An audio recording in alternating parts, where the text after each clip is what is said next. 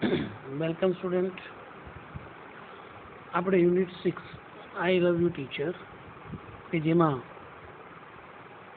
Helen કેલરની autobiography મતલબ આત્મકથા આપણે જોઈ રહ્યા હતા. હવે કેવી રીતે મિસ સુલિવાન દ્વારા એને શિક્ષણ આપવાનું કાર્ય શરૂ કરવામાં આવ્યું. જોયું કે સૌપ્રથમ એના હાથ ઉપર ફિંગર મૂવમેન્ટ કરી. હવે એને ફિંગર મૂવમેન્ટનું ફોલો કોને કર્યું અને ઇમિટેટિંગ કરવું અનુસર્યું હેલન દ્વારા અનુસરવામાં આવ્યું. ત્યારે કહે છે it was her first exciting experience. ત્યારબાદ વન બાય વન તેઓ એક પદાર્થ આપે અને એના હાથ ઉપર એ પ્રકારના વર્ડ્સનું સ્પેલિંગ લખે. તો આ પ્રમાણે શું કહે છે, લાસ્ટ ટાઈમ આપણે જોયું કે now each name gave birth to a new thought. એક દરેક પદાર્થ કે છે એ જે પણ એને સ્પર્શ કરતી કે છે એક નવો વિચાર આપવા લાગી કે છે.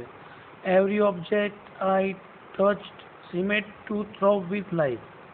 એ જે પણ કોઈ પદાર્થને સ્પર્શ કરતી કે છે અને કેવો લાગતો હતો, જીવનથી ધબકતો લાગવા લાગે એમ. ઓ અથવા તો I was connected with the world through the all. ધીરે ધીરે કે છે આ શબ્દોથી એ વિશ્વને ઓળખવા લાગી કે સમાજ સાથે જોડાવા લાગી એમ. Miss Sullivan used to take me a long walks every morning. રોજ કે છે મિસ સુલિવાન મને યુઝડ ટુ ટેવાયેલો હોઉં. ભૂતકાળ માટે એવું દર્શાવવું છે, વર્તમાનમાં કોઈ ક્રિયા આપણે કરીએ છીએ કે I go to school, I play cricket, તો એ વર્તમાનની રોજિંદી ક્રિયા બતાવે છે. પણ યુઝ ટુનો પ્રયોગ શું છે? યુઝ ટુ પ્લસ મૂળ ક્રિયાપદ. ભૂતકાળમાં કોઈ ક્રિયા નિયમિત થતી હતી એવું દર્શાવવા માટે. તો રોજ સવારે કહે છે કે તેઓ લોંગ વોક્સ દૂર દૂર સુધી કે છે એને ચાલવા માટે લઈ જતા કે છે. I had a lot of questions to ask. એને પૂછવા માટે કે છે કે મારી પાસે ઘણા બધા પ્રશ્નો હતા કે છે. I would write something on her palm. હું એની હથેળી ઉપર કે છે જે પણ એની કન્ફ્યુઝન છે લખતી કે છે. એન્ડ ઇન ટર્ન અને એના વળતા જવાબમાં she would talk in to my palm. તેઓ કે છે મારી હથેળી સાથે વાતો કરતા કે મતલબ હથેળીમાં જવાબ આપતા એમ. As people talk into a baby's ear. જેમ કે લોકો બાળકને સમજાવવા માટે એના કાનમાં કહેતા હોય એટલું સમજાવીને સ્વીટલી લવિંગલી એવી રીતે કહે છે કે તેઓ આનો જવાબ આપતા એમ. My teacher satisfied. સેટિસ્ફાઈડ મતલબ સંતોષ આપવો. My teacher satisfied my curiosity. Curiosity મતલબ જિજ્ઞાસા વૃત્તિ. એની જેટલી પણ જાણવાની વૃત્તિ ઈચ્છા હતી કે છે એ બધાની મારા શિક્ષકે મારા ટીચરે કે છે સંતોષી કે છે. નાઉ એવરીથિંગ અરાઉન્ડ મી. હવે કે છે મારી આજુબાજુનું વિશ્વ કે છે મી ફૂલ ઓફ લાઈફ જીવનથી ભરેલું કે છે. લવ પ્રેમથી ભરેલું એન્ડ આનંદથી ભરેલું લાગવા લાગ્યું. તો આપણે આગળ જોયું કે હેલન કેલર બ્લાઇન્ડ હતા, ડીફ હતા અને ડમ પણ હતા. તો એના માટે આ જ પદ્ધતિથી એને શીખવાડી શકાય એમ હતું. એ ઉપરાંત તમે કદાચ શું કોઈ નામ સાંભળ્યું હોય, આવું કહેવાય કે God of blind people. Blind people ભગવાન કરતાં વધારે જો માનતા હોય ભગવાન તરીકે તો એ કોણ હોય? Louis Braille. Louis Braille cold God of a blind people. Louis Braille કોણ? કે જેઓ અંધ લોકો માટેની તેઓએ લિપિનું સર્જન કર્યું કે જે તમે કદાચ સાંભળ્યું હોય નામ લુઈસ બ્રેઇલ. લુઈસ બ્રેઇલ જે છે બ્રેઇલ સ્ક્રિપ્ટ એમને સ્થાપી. સ્ક્રિપ્ટ મતલબ ભાષા, લિપિ. તો એ લિપિ દ્વારા કે જે તમે કદાચ જુઓ ઉપસાવેલા શબ્દો હોય, બ્લાઇન્ડ પીપલ હોય ને એ એના ઉપર આંગળી ફેરવે આમ અને એને રીડ કરે. તો એ પ્રકારના સ્કૂલોની અંદર બ્લાઇન્ડ સ્ટુડન્ટને એ પ્રકારની આપણને એ ફોર એબલ બતાવવામાં આવે, શીખવાડવામાં આવે લખીને. બિકોઝ આપણે જોઈ શકીએ છીએ, સાંભળી શકીએ છીએ, પણ તેઓ માટે અલગ આખી જે કેબિસિટીનું સર્જન કરવામાં આવ્યું કે જેનું સર્જન કોને કર્યું? લુઈસ બ્રેઇલ દ્વારા. જો અહીંયા આ પ્રકારે તમારી બુક્સની અંદર તમને આ પ્રમાણે આપેલું છે, તમે જોઈ શકો છો. આ જે છે એ. તો આ પ્રકારે એમને સમજાવવામાં આવે કે આ પ્રમાણે ડોટ છે, 3 લાઈન પ્રમાણે ચાલવું પડે. તો ઉપર ઉપસાવેલું વન સાઈડ ઉપસાવેલું છે તો એ છે, 2 ટાઈમ્સ છે તો બી. આ પ્રકારે ઉપર ઉપસેલું છે તો શું આવે? સી. આ પ્રમાણે છે તો ડી. તો આ મુજબ એક લિપિ લુઈસ બ્રેઇલ દ્વારા ડેવલપ કરવામાં આવી કે જે કદાચ આપણે આ બાબતોનું ધ્યાન જતું નથી. કોઈ બ્લાઇન્ડ પીપલને તમે જુઓ ને તો એ ટાઈમ જોશે ને તો પોતાની ઘડિયાળનું ઢાંકણ ખોલીને એના ઉપર આમ કરીને આમ આંગળી ફેરવશે અને પછી એનું ટાઈમિંગ જણાવશે આપણને. તો એ પ્રમાણે તમે કદાચ જોયું હશે કે તમે અત્યારે તો આપણે ટચ સ્ક્રીન મોબાઈલ તરફ પહોંચી ગયા છીએ, પણ તમે ઓલ્ડ મોબાઈલ જે છે કીપેડ ફોન જે છે ને સેલફોન, એની અંદર આપણને એવી કંઈક બાબત કે વસ્તુ આપી હોય છે કે જે આપણા માટે કોઈ જ ઉપયોગી હોતી નથી. તેમ છતાં કોઈ દિવસ આપણું ધ્યાન ગયું છે ના. તો એ શું છે? તમે કદાચ જોયું હતું કીપેડ ફોન જે હોય એની પદ્ધતિ કીપેડ ફોનની શું હોય? આ પ્રકારે એની હોય. ખ્યાલ હશે, આ કીપેડ ફોન આ પ્રમાણેનો હોય. આ રીતે ફોન થઈ ગયો. કીપેડમાં એક ઉપાડવા માટે રાઈટ, રોંગ, વચ્ચે બીજા જે પણ આપ્યા છે. પછી શું આપેલું હોય? 1 2 3 4 5 6 7 8 9 0 સ્ટાર હેલ્પ. આ પ્રકારે હોય કે ના હોય? તો તમે અહીંયા કદાચ જોજો 5th ઉપર આમ કરીને આમ પ્લાસ્ટિકને એક કાં તો 2 લાઈન ઉપસાવેલી હશે, એને આપણે હાથ ફેરવીએ તો ઉપસાયેલું હશે. તો એ શું છે? It is the code of blind people language. તો એમને એવું ટીચ કરવામાં આવે કે આ પ્રમાણે છે શું છે? 5th છે. તો પછીના આંકડાઓ તો આજુબાજુમાં ખબર પડવાની જ છે. તો આ પ્રકારે તેઓ માટે એ પ્રકારના ફોનની અંદર એવી તેઓ યુઝ કરી શકે એવા હેતુથી એક આ પ્રકારનું આયોજન કરેલું હોય છે. ત્યારબાદ જોઈએ તો ધ સેકન્ડ સ્ટેજ, શરૂઆતનું જે લર્નિંગ હતું એ તો માત્ર શબ્દો શીખવા તરફનું હતું, પણ કહે છે the second stage of learning was more difficult. હવે બીજું જે લેવલ હતું કે છે એના ભણવાનું એ ખૂબ જ અઘરું હતું કે છે. ઇટ વોઝ ઓલ્સો, એ પણ કે છે based on the sense of touch. Based આધારિત હોવું, એ પણ sense of touch. Sense of touch મતલબ સ્પર્શ જ્ઞાનને આધારિત હતું. એમ જે પ્રમાણે શબ્દો શીખી એ જ પ્રમાણે આગળ એને વધવાનું હતું. Miss Sullivan wood speak a word. Miss Sullivan કહે છે એક શબ્દ બોલતા કહે છે and ask me to touch Har lips and thought story. હવે બોલી શકતી નહોતી. આપણે પહેલાં પણ કહ્યું કે બોલી શકતી નહોતી એનો મતલબ શું હતો? કે એના મોંમાં ટંગ નથી એવું નથી, પણ how to speak she doesn't know. કેવી રીતે બોલવું એ નહોતી ખબર. તો માટે મિસ સુલિવન શું કહે છે? એક શબ્દ બોલે and ask me to touch Har lips and thought slowly.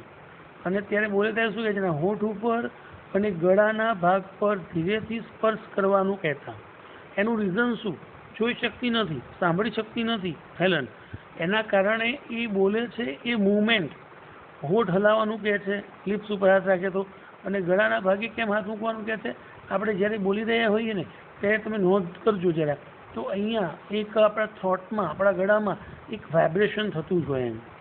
તો આ પ્રમાણે કે જે એક શબ્દ બોલતા એના હોઠ અને ગળાના ભાગે સ્પર્શ કરવાનું કહેતા.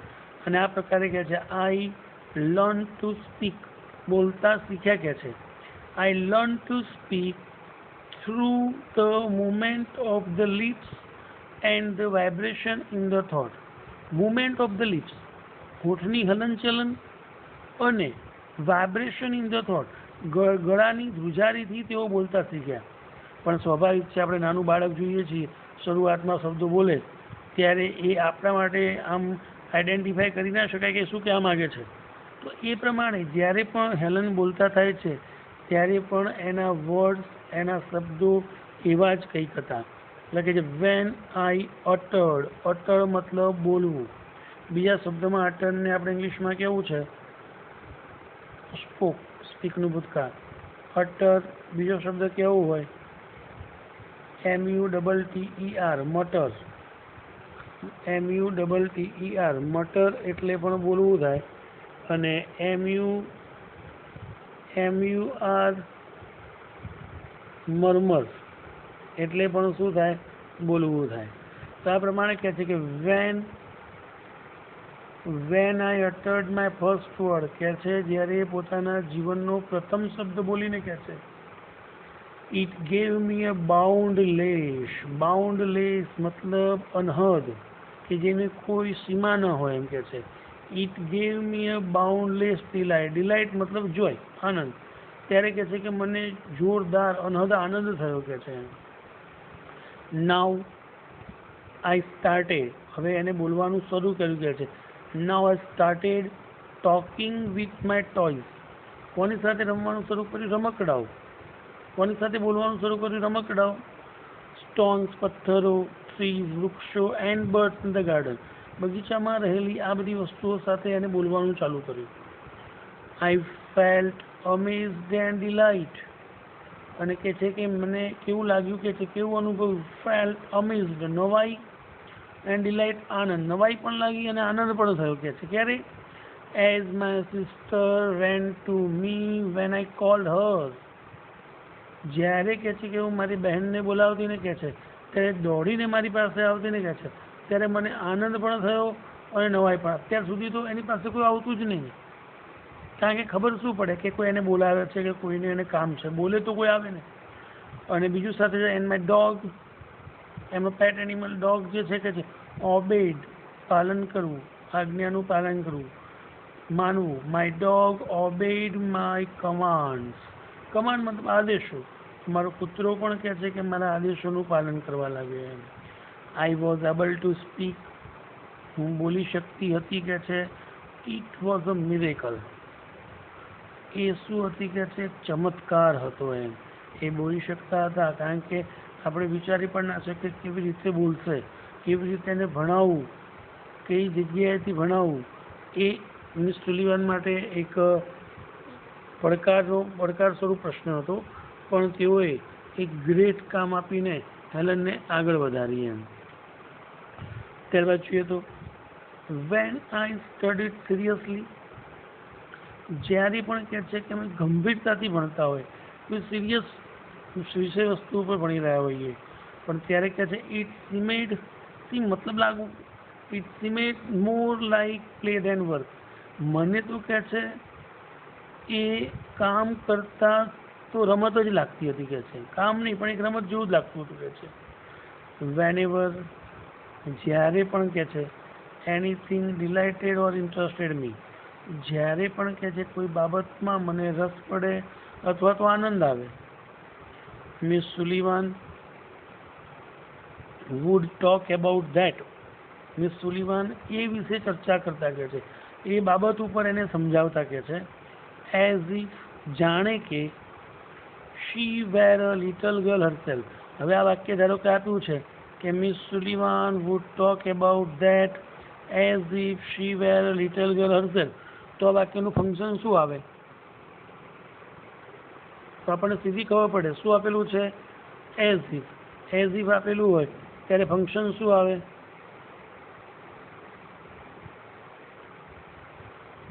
સપોઝિશન. એક જ શબ્દ યાદ રાખો તો ફંક્શન આવડે. તો આ પ્રમાણે કે જાણે કે પોતે નાનકડી છોકરી હોય કે છે એ પ્રકારે તેઓ એને સમજાવતા કે એને એનો આન્સર આપતા એમ. શી ટોટ સબ્જેક્ટ લાઇક સાયન્સ, તેઓએ વિજ્ઞાન જેવા વિષયોને તો કે છે કેવી રીતે ભણાવ્યા છે? Like science by making it so interesting that, એટલા બધા રસપ્રદ બનાવીને કે આઈ રિમેમ્બર્ડ એવરીથિંગ, કે જે પણ કાંઈ ભણાવતા કે છે એ બધું જ મને યાદ રહી જતું હતું. તો આ પ્રકારે ધીરે ધીરે મિસ સુલિવાન હેલન કેલરને એના ઉપરના અભ્યાસ તરફ ધીરે ધીરે લઈ જઈ રહ્યા છે અને એક કેપેબલ ગર્લ્સ તેઓ એને બનાવી રહ્યા છે. Thank you.